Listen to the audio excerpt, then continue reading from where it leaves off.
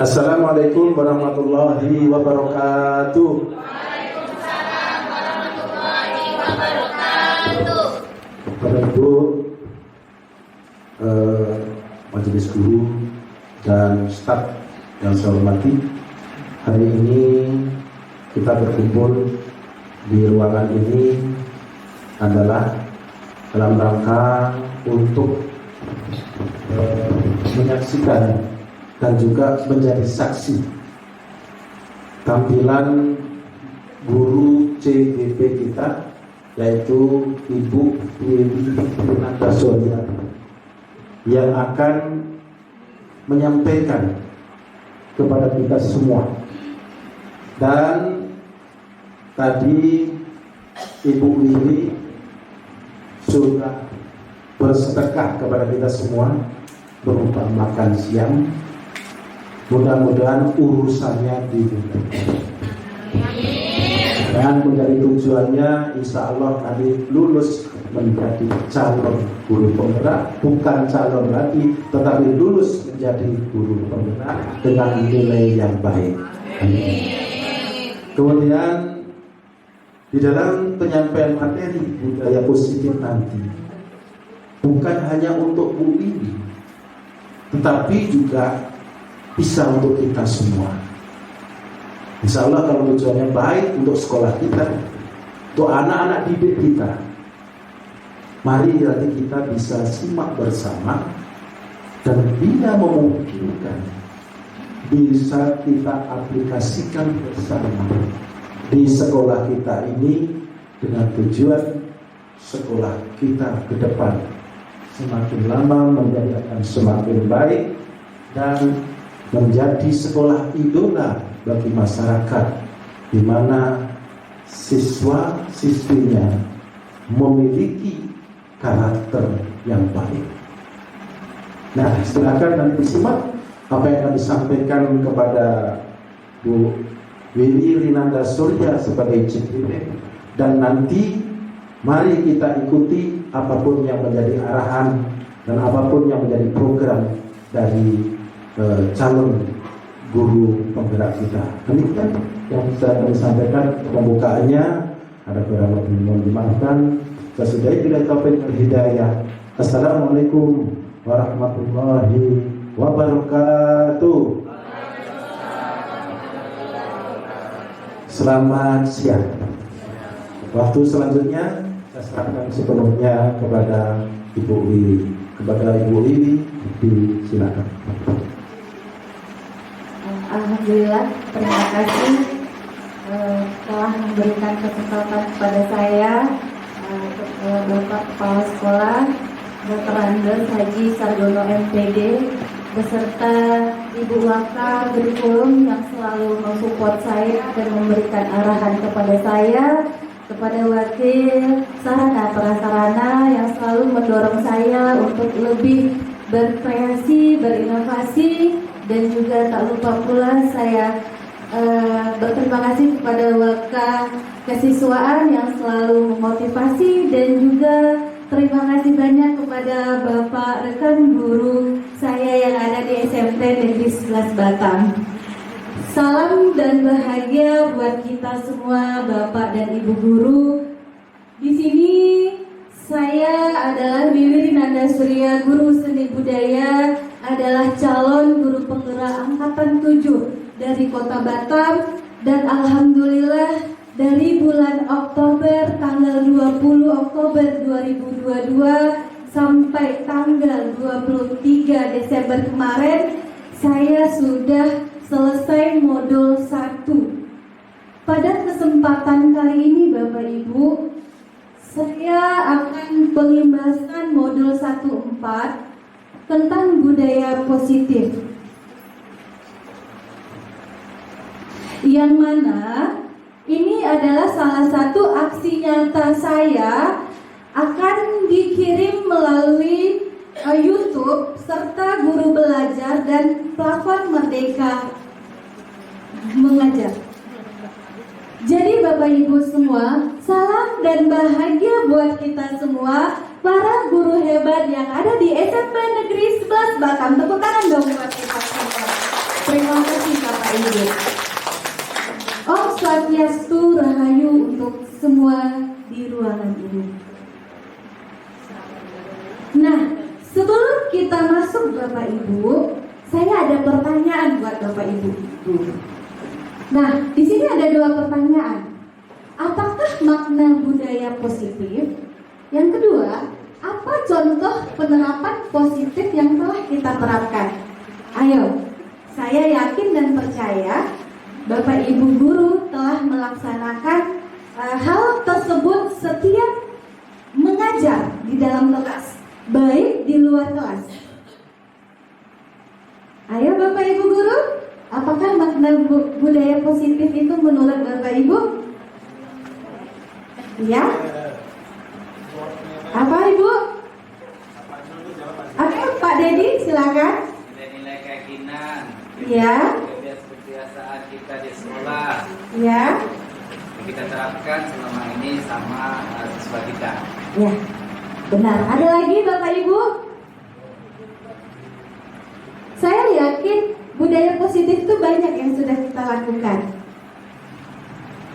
Oh, misalnya kita masuk kelas melakukan berdoa sebelum belajar. Itu termasuk budaya positif Bapak Ibu. Terus kita ketemu siswa tidak menegur kita, tetapi kita mengatakan, "Hai Nak, apa kabar?" Itu juga budaya positif Bapak Ibu. Lalu kita juga sering melakukan misalnya visi dan misi sekolah kita ada ya Bapak Ibu, yaitu 5S gitu ya, ada ya. Senyum, salam, sapa, sopan, dan santun. Dan saya yakin dan percaya kita sudah melakukan hal itu. Baik. Nah, yang disampaikan oleh Pak Dedi tadi benar, tidak ada yang salah. Ya, di sini kita lihat budaya positif di sekolah yaitu nilai-nilai dan kebiasaan-kebiasaan di sekolah yang berpihak pada peserta didik agar mereka dapat berkembang menjadi pribadi yang kritis, penuh hormat dan bertanggung jawab.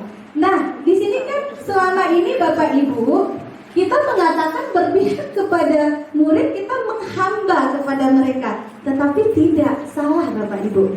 Di sini kita mengarahkan siswa kita, peserta didik kita, agar mereka bisa mencapai hal yang mereka inginkan. Nah, di sini ada perubahan paradigma.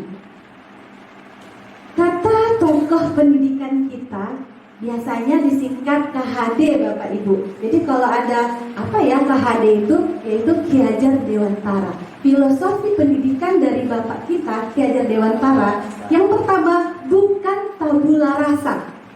Jadi image abad 21 ini Bapak Ibu, kita tidak boleh mengatakan siswa kita itu kertas yang kosong.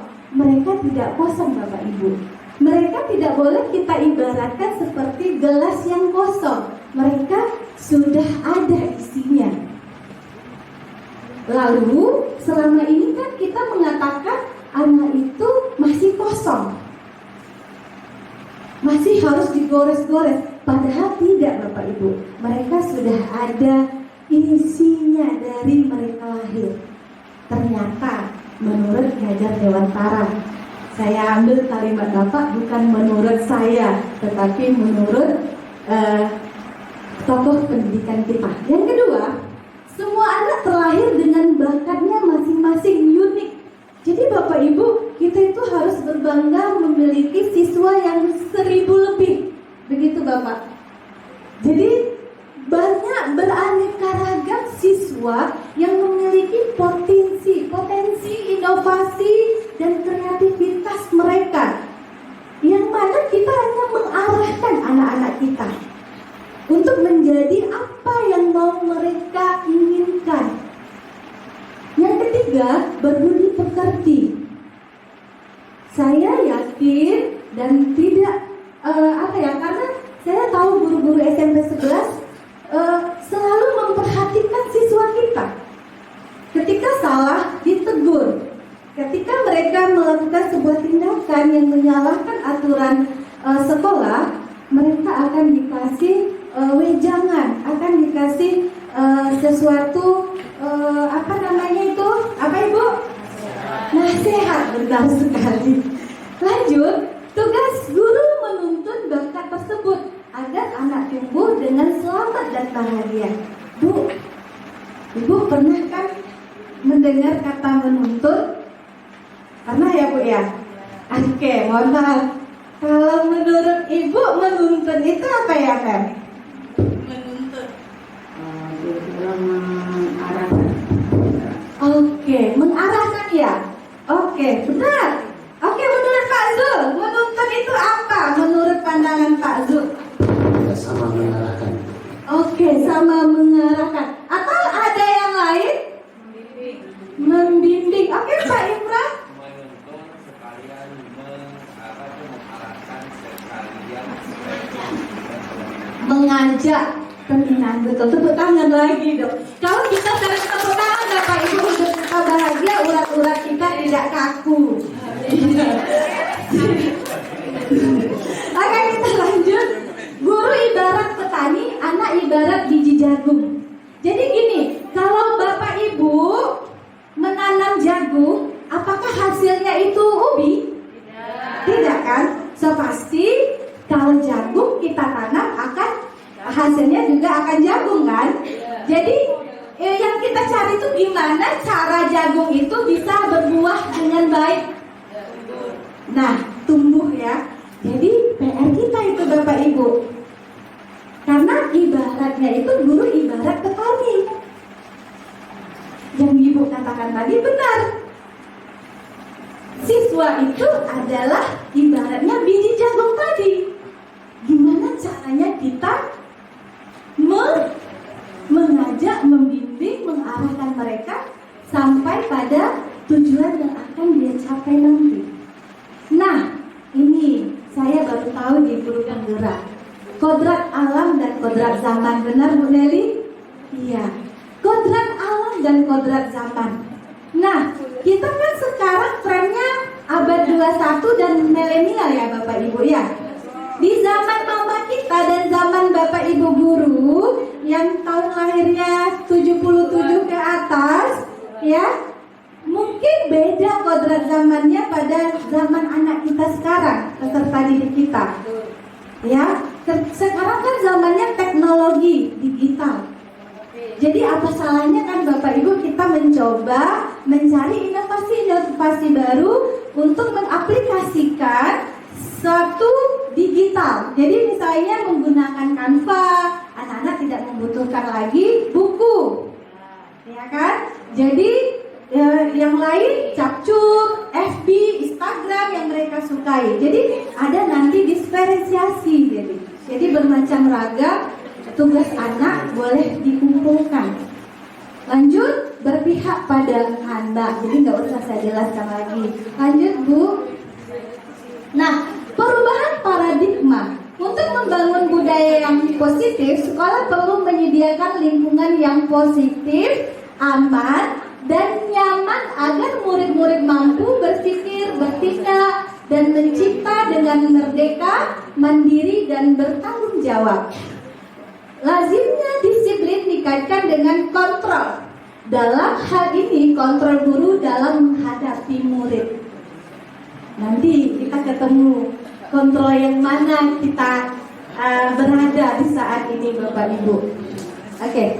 Perubahan paradigma teori kontrol ya atau ilusi kontrol. Berikut ini paparan Dr. William Glasser dalam kontrol teori untuk meluruskan miskonsepsi tentang kontrol. Yang pertama, ilusi guru mengontrol murid. Gimana caranya kita mengontrol murid kita? Yang kedua, ilusi bahwa kritik dan membuat orang merasa bersalah dapat menguatkan karakter. Yang ketiga, ilusi bahwa semua penguatan positif efektif dan bermanfaat. Dan terakhir, ilusi bahwa orang dewasa memiliki hak untuk memaksa. Jadi anak itu, "Nak, kenapa kamu bikin PR?" "Saya lupa." "Kenapa kamu lupa?" "Oh, tidak bisa seperti itu. Kamu harus menyelesaikan tugas hari ini." Kita tidak menanyakan dulu. Kita tidak memposisikan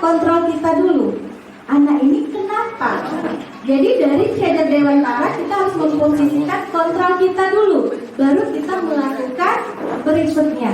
Oke, lanjut Bu. Perubahan paradigma stimulus respon. Teori kontrol. Bisakah kita mengontrol seseorang? Nah, di sini di stimulus respon kita mencoba mengubah orang agar berpandangan sama dengan kita. Apakah bisa Bapak Ibu? Tidak.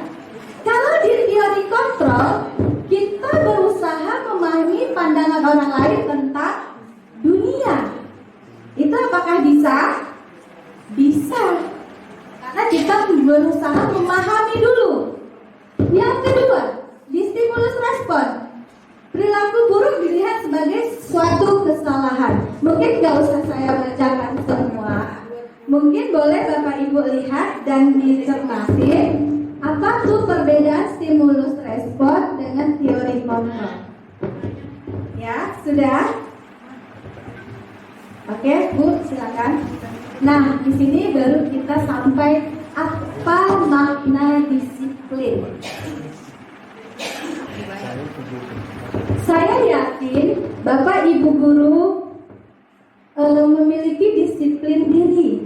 Disiplin ini kita itu tidak bisa mencontoh siapa-siapa, tetapi mulai pada diri kita sendiri melakukan disiplin tersebut. Nah, di sini kata disiplin sering dikaitkan dengan tata tertib, teratur, dan kepatuhan pada peraturan. Kata disiplin juga sering dihubungkan dengan hukuman. Padahal itu sungguh berbeda, karena belajar dengan disiplin tidak harus dengan memberi hukuman. Justru itu adalah salah satu alternatif terakhir dan kalau perlu tidak digunakan sama sekali. Paham Bapak Ibu? Jadi hukuman itu alternatif kita sebagai guru. Boleh kita menghukum siswa? Boleh. Kata siapa tidak boleh? Boleh. Tetapi itu sudah alternatif terakhir Bapak Ibu. Jadi kita harus lebih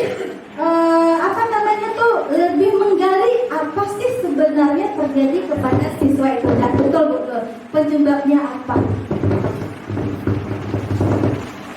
Ki Hajar Dewantara mengatakan bahwa untuk mencapai kemerdekaan atau dalam konteks pendidikan kita saat ini dan untuk menciptakan murid yang merdeka, syarat utamanya adalah harus ada disiplin yang kuat. Disiplin yang dimaksud adalah disiplin diri yang memiliki motivasi internal. Jika kita tidak memiliki motivasi internal, maka kita memerlukan pihak lain untuk mendisiplinkan kita. Itu motivasi internal itu apa ya Bapak Ibu? Motivasi? Benar sekali. Nah, di sini ada tuh, boleh Bapak Ibu lihat. Teori motivasi perilaku manusia. 1. Untuk menghindari ketidaknyamanan atau hukuman, apa yang akan terjadi apabila saya tidak melakukannya? Ya kan? Itu dari motivasi eksternal. Kedua, untuk mendapatkan imbalan dari orang lain atau institusi, apa yang saya dapatkan apabila saya melakukannya? Tuh, di sana ada ya Bapak Ibu ya. Nah, kalau kita tidak melakukan, makanya ada internal tujuan disiplin positif dari orang lain. Seperti contohnya kita belum juga bikin RPP, nanti Bu Nur nanya kita, Bapak Ibu kapan dikumpul modul ajarnya? Ayo, berarti kan kalau dari diri kita, Bu Nur ini loh RPP saya, seperti itu. Tapi kalau udah dari orang lain, kita diminta dulu, baru kita ada respon. Nah, kita ke sini Bapak Ibu. Peraturan kelas. Bapak Ibu, siapa yang sudah melakukan membuat peraturan kelas? Pasti sudah dong. Wali kelas pasti sudah membuat peraturan di dalam kelas, di mana kelasnya menjadi kelas impian bagi siswa-siswanya. Dari peraturan kelas akan ada keyakinan kelas Bapak Ibu. Contoh, saya ingin kelas saya bersih, Bu. Saya ingin kelas saya itu bahagia. Itu kan impian anak-anak kita. Harus kita tampung, Bapak Ibu. Dari peraturan itu menjadi keyakinan kelas. Tidak boleh mencuri, masuk tepat waktu, kan banyak tuh peraturan. Kalau itu berkelanjutan kita lakukan, ya, itu akan menjadi lingkungan yang positif bagi diri kita dan siswa kita. Oke Bapak Ibu, sudah ngantuk ya?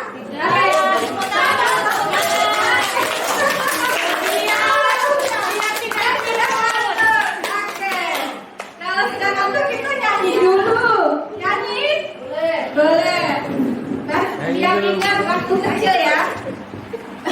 Potong bebek angsa, pernah dengar ya Bapak Ibu? Tapi enggak bahasanya. Jadi kuak kuak kuak kuak kuak kuak, kuek kuek kuek kuek kuek kuek, kuk kuk kuk kuk kuk kuk, ya bisa?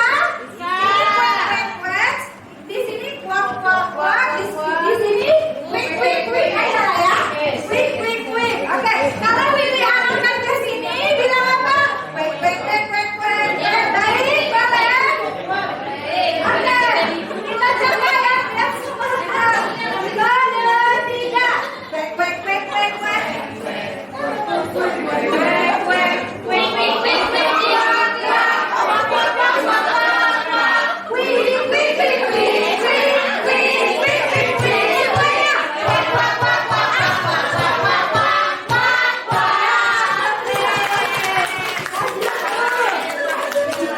Oke, nah di sini kita lanjut.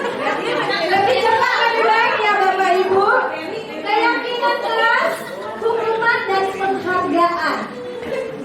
Mengapa tidak peraturan saya? Mengapa harus keyakinan kelas? Nah, di sini ada. Mengapa? Halo, ibu-ibu. Mengapa kita memiliki peraturan harus menggunakan helm bila mengendarai kendaraan roda 2? Kasih tiket pada jawabannya ya Bapak Ibu ya. Nah, mengapa kita memiliki peraturan 3M?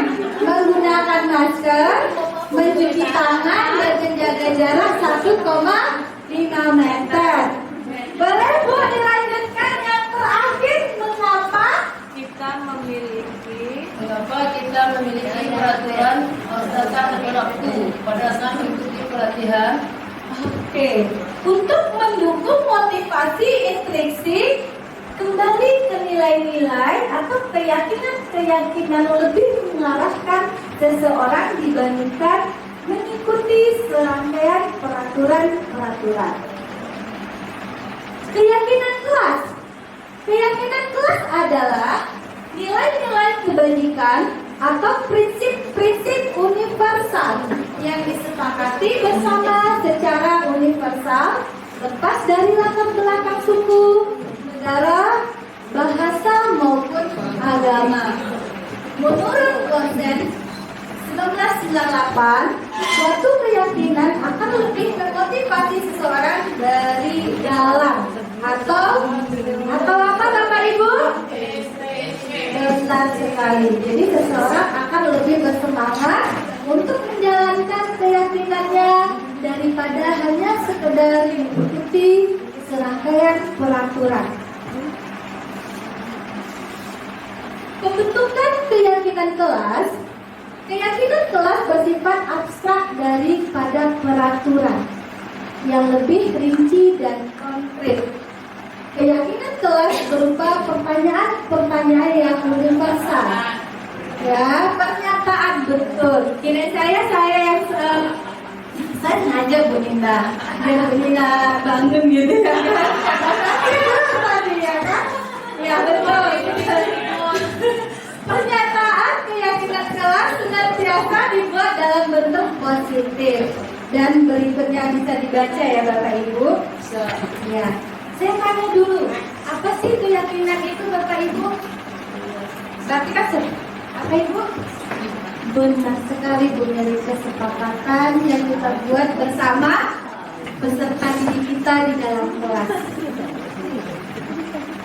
Nah, tuh beda peraturan sama keyakinan kelas Bapak Ibu.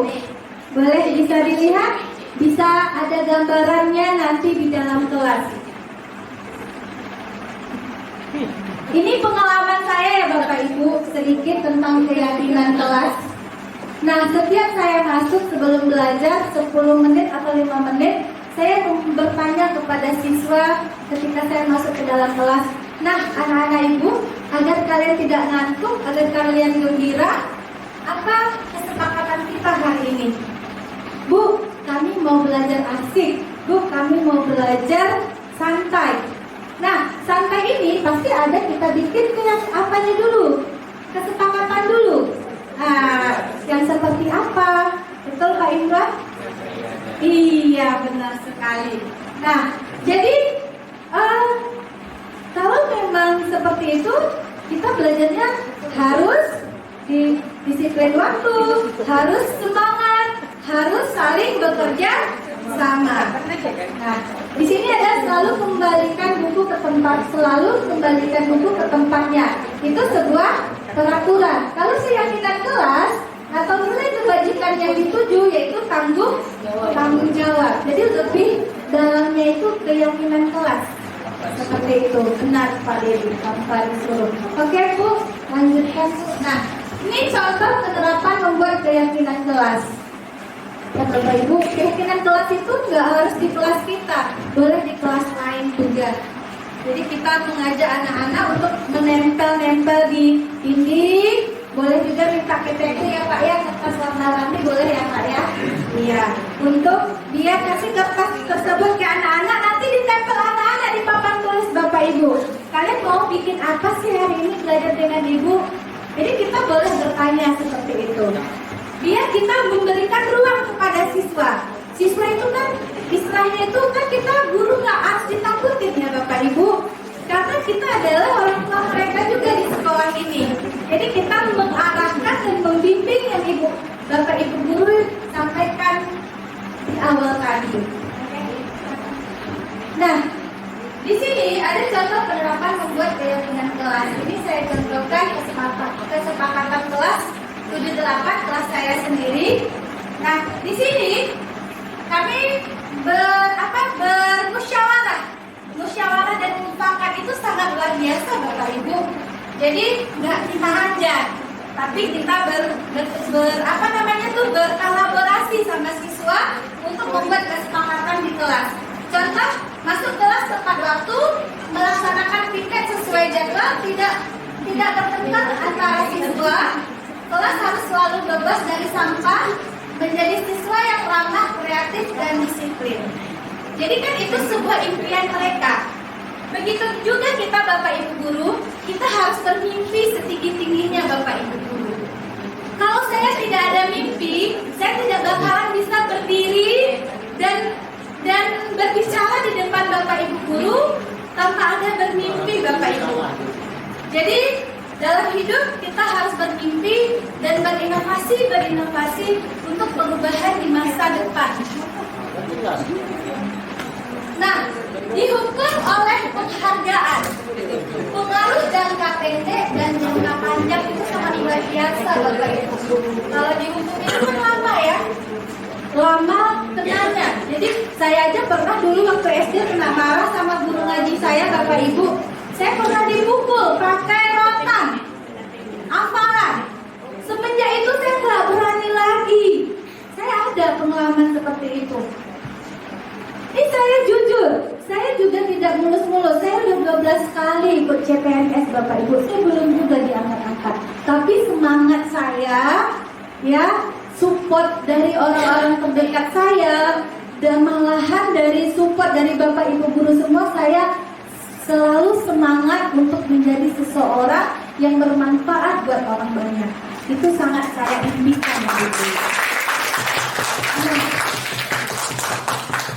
Curhat sedikit ya Bapak Ibu ya. Iya. Nah, penghargaan menghukum. penghargaan mengurangi ketepatan, penghargaan tidak efektif, dan penghargaan merusak. Jadi saya terkena itu waktu saya memiliki guru MTK, dia baik sekali. Sampai sekarang saya ingat dengan Bapak MTK tersebut. Tapi ada guru sejarah saya, dia galak sekali. Jadi saya lihat dia saja takut Bapak Ibu. Jadi itu menghantui bagi diri kita sendiri. Begitu juga siswa kita. Jadi kita mencontoh menjadi guru yang lebih relax gitu, biar gak cepat tua Bapak Ibu, biar kerutan-kerutan di kening kita akan selalu fresh gitu ya. Terus sedikit banyaknya kita masuk ke kelas pakai lipstick sedikit, pakai harum-haruman sedikit, rapi sedikit, biar siswa kita mencontoh hal yang baik terhadap guru dan bapak. Oke, lanjut Ibu. Tindakan guru. Nih Bapak Ibu, boleh lah ya yang udah ngantuk saya lihat ya. Kalau Bu Mary ini semangat terus, coba dulu lah. Bu Mary, nampak nggak Bu yang nampak itu? Nggak nampak ya Bu? Oke, silakan ya Bu. Catat apa tuh serius? Oke, kalau nggak nampak ayo ke depan Bu Mary sih, Bu Mary. Dibacakan sedikit, di mana Bu Mary? Di sini ya? Di sini Bu.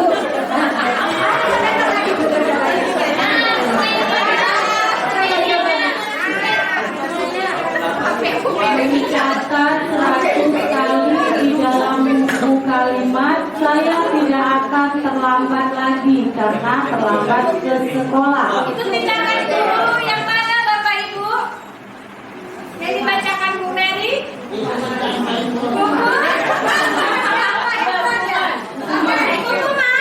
Ya. Oke, lanjut Bu Mary.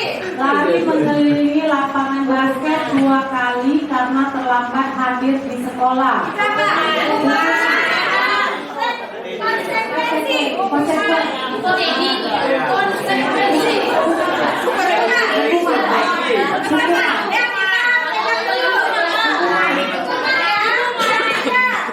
Murid diminta untuk push up 5 kali karena tidak menggunakan masker ke sekolah.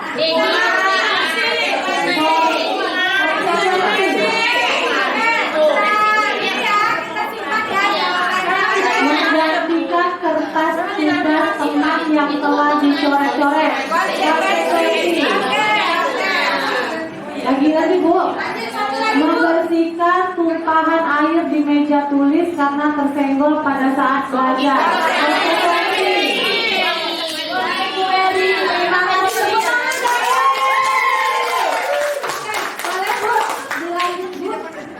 Nah, itu jawabannya kita Bapak Ibu.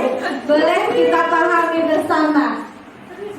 Mencatat 100 kali di dalam buku kalimat, saya tidak akan terlambat lagi karena terlambat ke sekolah.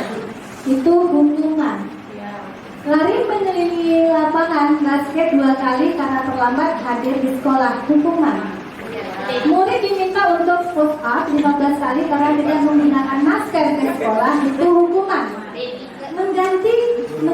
Menggantikan kertas tugas teman yang telah dicoret-coret itu konsekuensi. Membersihkan tumbahan air di meja tulis karena tersenggol pada saat belajar. Iya. Boleh ya Bapak Ibu lihat ya. Oke. Perbedaan hukuman dan konsekuensi. Ya, sesuatu yang menyakitkan harus terjadi. Konsekuensi sesuatu harus terjadi. Itu nggak diada-adakan gitu. Yang kedua, membuat anak sakit atau fisik maupun hatinya Bapak Ibu guru untuk jangka waktu lama yang saya sebutkan tadi. Saya dipukul sama rotan dengan guru ngaji saya sampai berdarah ini saya sampai sekarang saya masih ingat. Itu suatu trauma. Konsekuensi ini dari Bapak, betul ya Bu? Ya, membuat anak merasa tidak nyaman dalam jangka waktu pendek. Dan berikutnya boleh kita lihat ya Bapak Ibu, anak membenci kedisiplinan, anak menghargai disiplin. Konsep diri yang buruk, konsep diri yang baik. Jadi kalau anak-anak kita ada suatu kesalahan, ayo kita kasih dia konsekuensi. Baru kalau tidak bisa, baru kita beri hukuman. Bisa? Insya Allah pasti bisa. Saya yakin Bapak Ibu guru SMP 11 datang baik-baik semua. Kebutuhan dasar manusia, cinta kasih atau diterima, penguasaan, kesenangan, kebebasan. Dari empat itu sangat kita butuhkan Bapak Ibu dalam sesuatu berbeda gitu. Lanjut Ibu. Nih ada Pak Sandi ya. Saya contoh kata orang Pak Sandi ini adik saya Bapak Ibu. Ya, bestie ya. Tetapi saya bestie ke semua guru-guru yang ada di SMP 11 Batam. Karena saya, iya, Pak Sandi guru kelas 8C di SMP 11 Batam. Pura-puranya gitu ya Bapak Ibu. Sedang bingung menghadapi ulah salah satu murid di kelasnya, Dedi. Bestie saya juga ya. Beberapa anak telah datang dan mengeluhkan Dedi seringkali meminta bekal makan siang.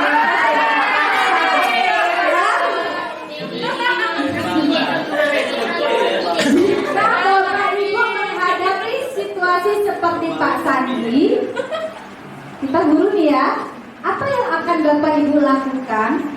Menurut Bapak Ibu, kira-kira apa alasan Dedi melakukan hal itu? Ayo.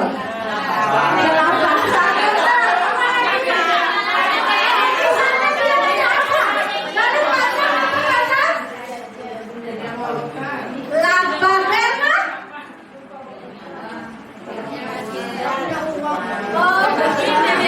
karena agak di dalam sedikit.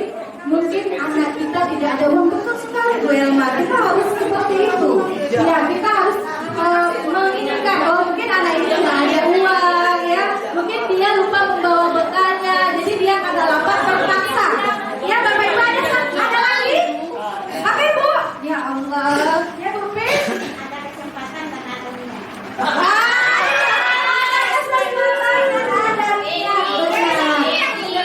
Mari Bu. Nah, itu ada jawabannya Bapak Ibu. Apa mau?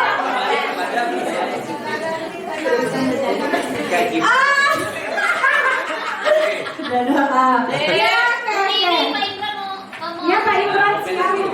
Masalah yang Pak Dedi penting bawaan lahir. Betul. Bawaan lahir.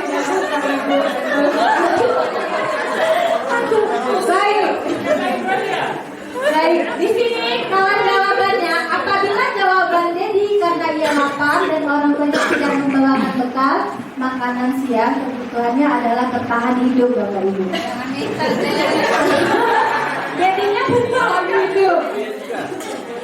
Apabila jawaban Dedi karena ia senang temannya jadi apabila jawaban Dedi karena ia senang temannya jadi memperhatikan dia. Ya, kebutuhannya adalah cinta dan kasih sayang. Apabila jawaban Dedi adalah dia merasa hebat karena temannya jadi takut dan menuruti keinginannya, kebutuhannya adalah penguasaan atau pengakuan atas kemampuan. Apabila jawaban Dedi karena dia merasa bosan dengan bekal yang dibawakan ibunya karena selalu membawakan bekal yang sama, kebutuhannya adalah kebebasan atau kebutuhan akan pilihannya. Jadi dia nggak mau itu aja terus bekalnya. Mungkin telur terus. Jadi anaknya bosan.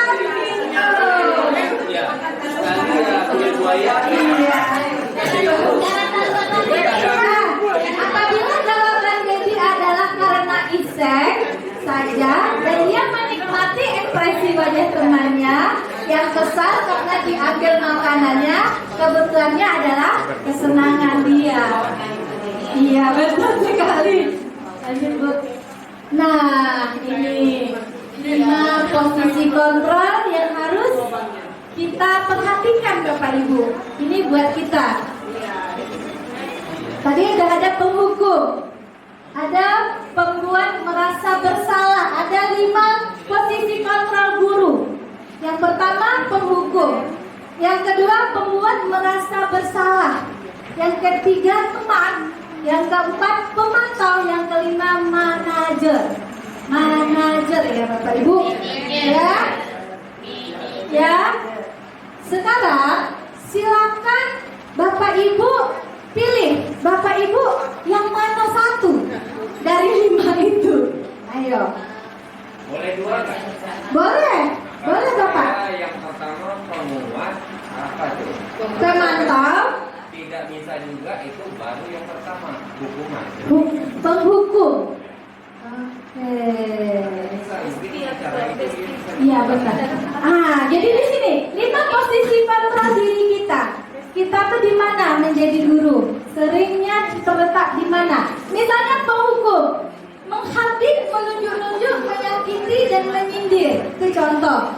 Kalau pembuat merasa bersalah, berceramah dan mengatakan seharusnya ibu kecewa.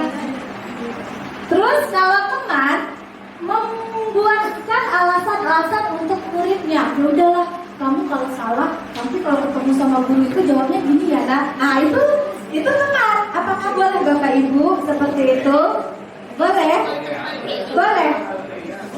Yang hal-hal kan tentu boleh. Pemantau, menghitung dan mengukur. Ya, menghitung dan mengukur. Apa peraturannya? Misalnya ada anak pakai sepatu, harusnya hitam, dia pakai sepatu berwarna. Ya udahlah, kamu ini dulu lah, simpan dulu, nanti pulang pakai lagi. Ya, tuh misalnya. Kalau manajer mengajukan pertanyaan-pertanyaan. Iya, kenapa kamu apa tadi Bu? Iya betul Ibu, kenapa kamu? Iya betul sekali Bu Nur. Baik, lanjut Ibu. Nah, apa itu restitusi?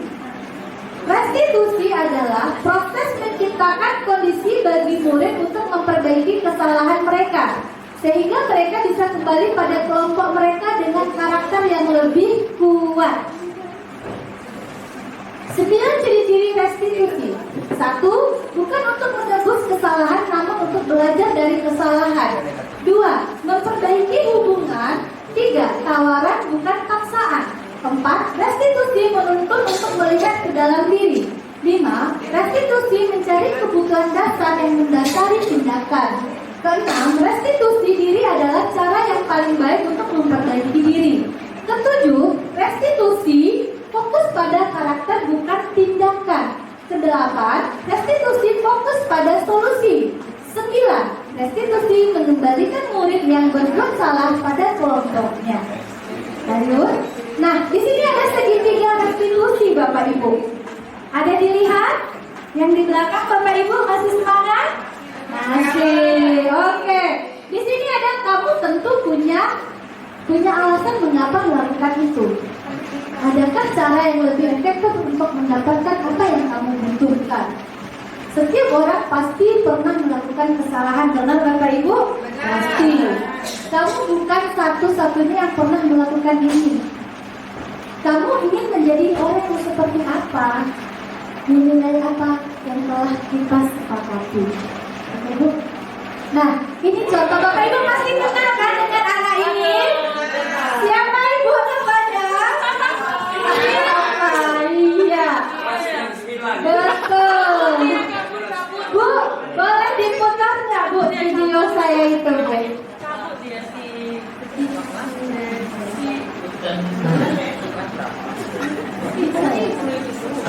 Oke, nggak bisa, nggak apa-apa Bapak Ibu. Nah ceritanya waktu itu kita kan kelas meeting ya Bapak Ibu. Jadi apa Ibu? Iya kelas meeting. Iya. Jadi saya berjalan lapangan, tiba-tiba saya ketemu dengan anak tersebut, 2 orang. Nah, ketika dia berjalan, ternyata anak ini memakai sepatu putih. Kebetulan memang saya waktu itu memang lagi mencari untuk segitiga restitusi saya, dan anak ini dapat. Dan akhirnya mereka berubah, Bapak Ibu. Besoknya saya cari saya nggak pernah ngedit video. Saya yang nyata-nyata saja. Saya tidak ada mengemas bahasa anak ini. Malahan saya terharu dan senang mendengarkan apa yang dia ungkapkan. Sebentar ya Bapak Ibu, lebih baik saya putarkan videonya. Sebentar.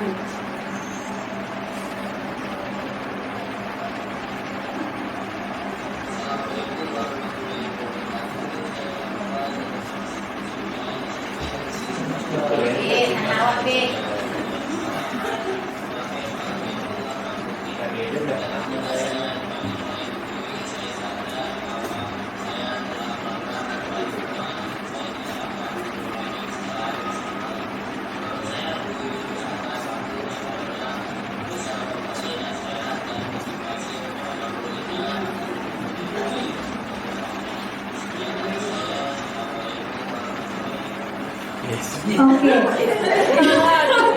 Jadi Bapak Ibu,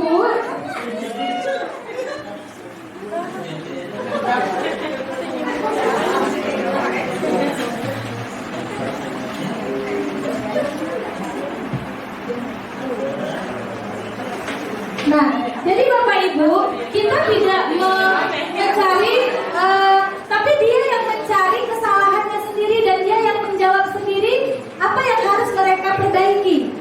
Jadi kita cuma mengajak dan memberikan pertanyaan-pertanyaan tertentu saja. Nah, terima kasih Bapak Ibu guru semua. Salam guru penggerak, tergerak, bergerak, menggerakkan dan berdampak buat Bapak Ibu guru yang ada di SMP Negeri 11 Batam. Assalamualaikum warahmatullahi wabarakatuh. Assalamualaikum warahmatullahi wabarakatuh. Saya Weni Widyasuti, guru SMP Negeri 11 Batam. Saya rekan Ibu Wiwi Rinanda Surya, calon guru penggerak Angkatan 7 Kota Batam.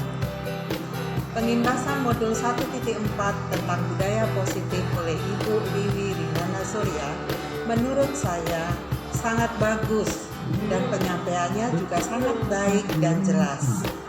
Budaya positif yang Ibu Wiwi sampaikan sangat bermanfaat untuk bisa saya terapkan di kelas. Banyak ilmu yang saya dapatkan dari budaya positif yang telah disampaikan. Salah satunya adalah tentang apakah itu perbedaan hukuman dan konsekuensi. Saya semakin memahami dan sangat bermanfaat buat saya. Demikianlah yang bisa saya sampaikan. Tetap semangat, mari kita tergerak, bergerak, dan menggerakkan. Wassalamualaikum warahmatullahi wabarakatuh. Bismillahirrahmanirrahim. Assalamualaikum warahmatullahi wabarakatuh. Saya Aniswati Hidayati, rekan sejawat Bu Wiwi di SMP Negeri 11 Batam, guru JGP Angkatan 7 Kota Batam. Setelah mengikuti pengibasan yang dilakukan oleh Bu Wiwi tentang budaya positif di sekolah, menurut saya budaya positif itu sangat bagus. Budaya positif contohnya seperti kita melakukan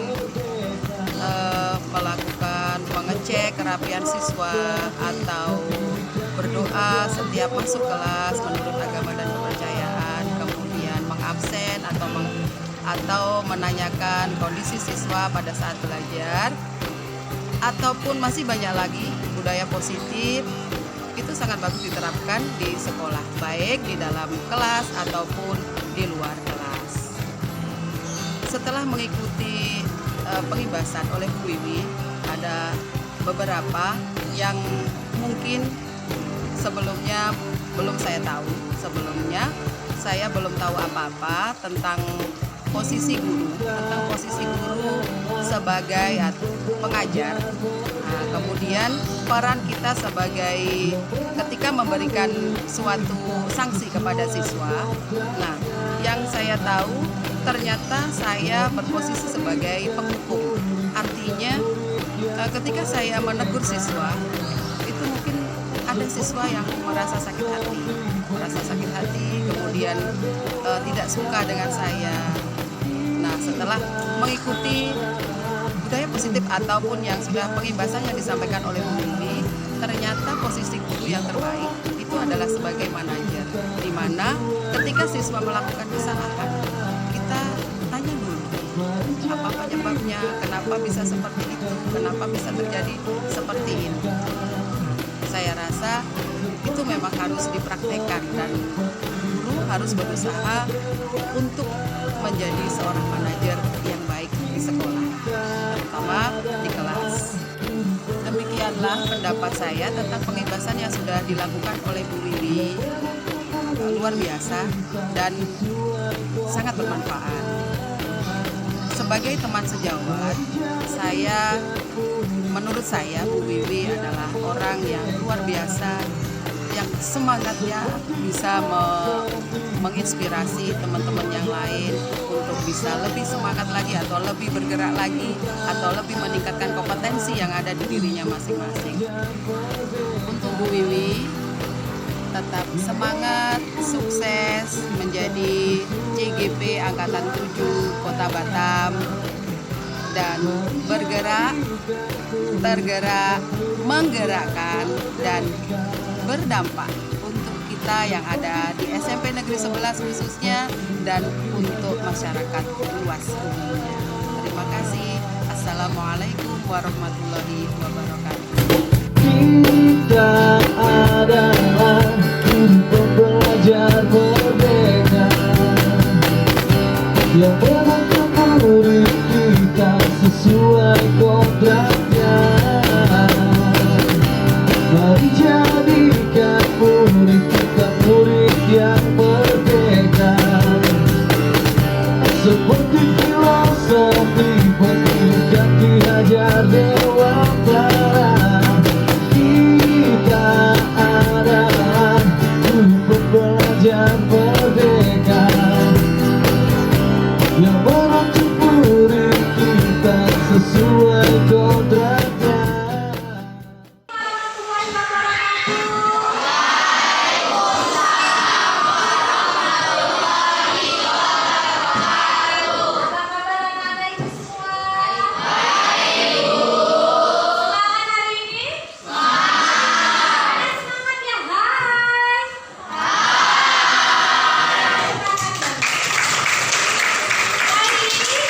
Sebelum kita memulai pembelajaran hari ini, ayo anak-anak ibu berdiri dulu semuanya. Apakah anak-anak ibu sudah merasa rapi hari ini? Coba lihat penampilannya. Sudah rapi? Sudah nak? Sudah? Habibi gimana? Sudah rapi hari ini? Sudah. Ih, hebat anak ibu ya, tidak ada mengeluarkan bajunya keluar ya. Oke, bukunya coba lihat, bukunya udah bersih belum? Iya, udah rapi, dia pintar. Baik, silakan dulu. Berarti hari ini hari Senin, anak ibu udah siap untuk belajar. Baik. Nah, untuk hari ini, sebelum kita mulai pembelajaran, ayo ke kelas, mohon bantuannya, siapkan dan kita mari berdoa. Siap. Belajar, mari kita berdoa sesuai agama cek masing-masing. Berdoa dimulai.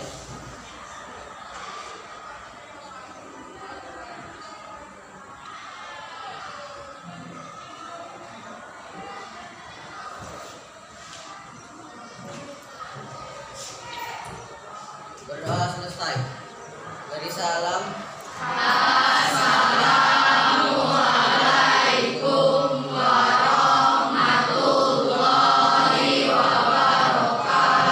Waalaikumsalam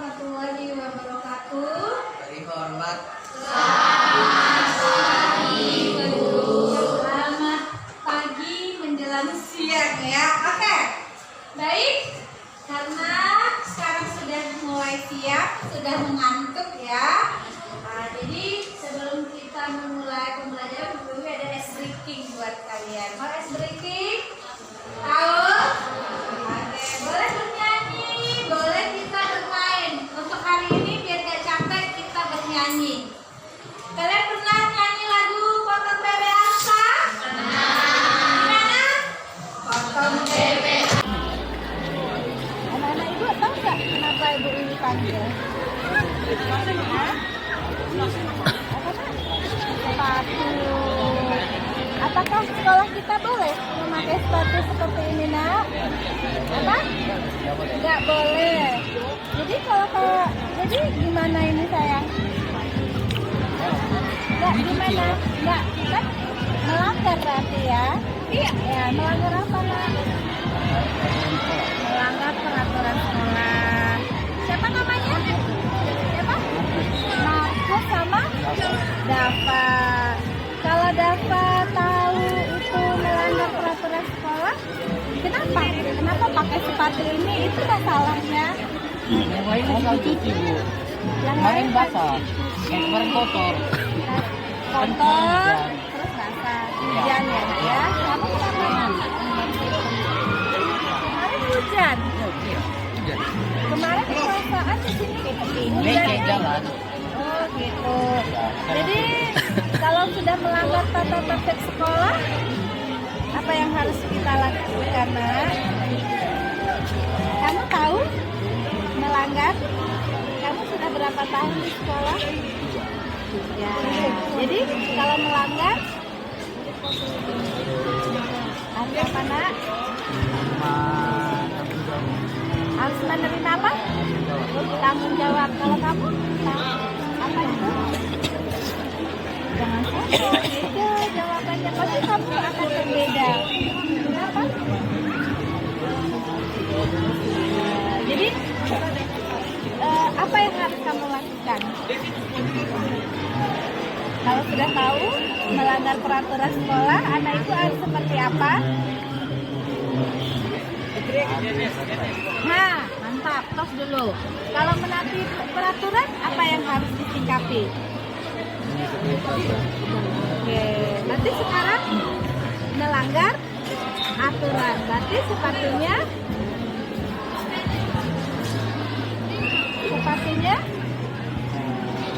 di apa, Nak? Sepatunya diapakan? Hah? Dilepas. Boleh? Oke, mantap. Silakan. Silakan dilepas. Assalamualaikum warahmatullahi wabarakatuh. Saya Dava dari kelas 99 SMP Negeri 11 Batam. Kemarin saya mempunyai kesalahan memakai sepatu yang berwarna putih. Dan ketika saya dipanggil oleh Bu Wiwi, saya sadar bahwa saya telah melanggar aturan sekolah dan saya tidak akan mengulangi kesalahan yang sama.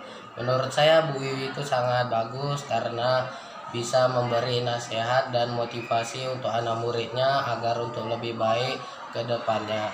Sekian dari saya. Assalamualaikum warahmatullahi wabarakatuh.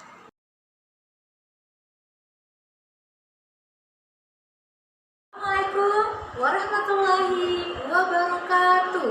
Salam dan bahagia buat kita semua, Bapak Ibu guru hebat yang ada di seluruh Indonesia. Saya Wiwi Rinanda Surya, calon guru penggerak angkatan 7 Kota Batam. Di sini saya akan menjelaskan tentang hal-hal dalam saya pengimbasan di SMP Negeri 11 Batam. Saya merasa senang dan bahagia Bapak Ibu, bahwasanya saya bisa berbagi dengan rekan guru saya di sekolah ini. Ketika saya memberikan pengimbasan, Bapak Ibu guru yang ada di SMP 11 merasa senang dan bahagia bahwasanya mendapatkan ilmu-ilmu praktek baik tentang budaya positif dari hal yang belum mereka ketahui. Akhirnya mereka mengetahui hal tersebut. Seperti contoh, apa beda hukuman dan konsekuensi, dan tentang 5 kontrol posisi guru. Nah, ketika mereka sudah mengetahui, mereka ingin banyak hal lagi yang mereka ingin kerjakan untuk hal baik buat peserta didik di SMP Negeri 11 Batam. Hanya ini yang bisa saya sampaikan. Semoga ilmu yang saya berikan kepada Bapak Ibu guru yang ada di SMP Negeri 11 Batam bermanfaat.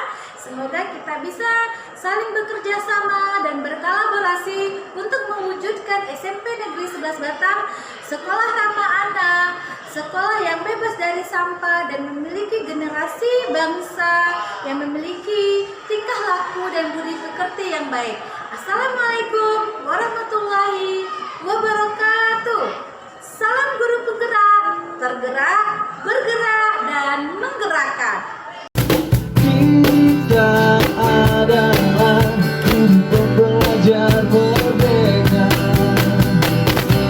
yang